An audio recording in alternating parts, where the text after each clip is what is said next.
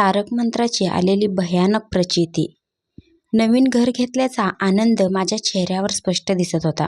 मोठं घर, शांत परिसर, सगळं अगदी स्वप्नासारखं होतं. पण त्या घरात राहायला गेल्यावर पहिल्याच दिवसापासून मला काहीतरी विचित्र जाणवू लागलं. घरात पाऊल टाकलं की अंगावर अचानक काटा यायचा. रात्री तर वातावरण अजूनच भयानक व्हायचं. भिंतींमधून कोणीतरी हळू आवाज कुजबुज करत आहे असं वाटायचं. मी स्वतःला समजावत होते, हे फक्त मनाचे खेळ आहे. पण एक रात्र माझं आयुष्य बदलून गेली. त्या रात्री मी बेडवर झोपले होते. बाहेर जोरात वारा वाहत होता. अचानक मध्यरात्री माझे डोळे उघडले. खोली पूर्ण काळोखात होती, पण मला स्पष्ट जाणवत होतं, माझ्या बेडजवळ कोणीतरी उभं आहे. माझ्या हृदयात जोरात धडधडू लागलं. मी उठण्याचा प्रयत्न केला, पण माझं शरीर हलतच नव्हतं. अचानक माझ्या अंगाला प्रचंड घाम फुटला. श्वास घ्यायलाही त्रास होऊ लागला. असं वाटत होतं कोणीतरी माझ्या गळ्यावर हात ठेवून माझा श्वास घोटत आहे.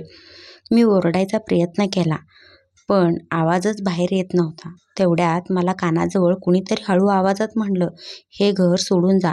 माझे डोळे भीतीने मोठे झाले आणि अचानक बेडच्या समोरच्या आरशात मला एक काळी सावली दिसली. तिचे डोळे पूर्ण पांढरे होते आणि ती माझ्याकडे पाहत होती. क्षणात खोलीचं दार जोरात आपटलं. मी कशीबशी उठले आणि बाहेर पळाले. मी माझ्यासोबत घडलेली सगळी हकीकत माझ्या आईला सांगितले. माझ्या आईने तारक मंत्राबद्दल मला सल्ला दिला. मी दररोज घरामध्ये सकाळ संध्याकाळ जेव्हा मला वेळ भेटेल तेव्हा तारक मंत्र मोबाईलवरती लावून घरी ठेवायची. त्याच्याने घरात वातावरणही शांत झालं आणि खूप समाधानही वाटू लागलं. आता मी स्वामी समर्थांची मूर्तीही आणून घरी स्थापना केली आहे. आता मला एक दिव्य ऊर्जा माझ्या घरामध्ये जाणवत आहे. मला तारक मंत्राचा खूप म्हणजे खूप मोठा अनुभव आणि प्रचिती आली आहे. तारक मंत्राचा अनुभव ऐकून तुम्हाला कसं वाटलं नक्की सांगा.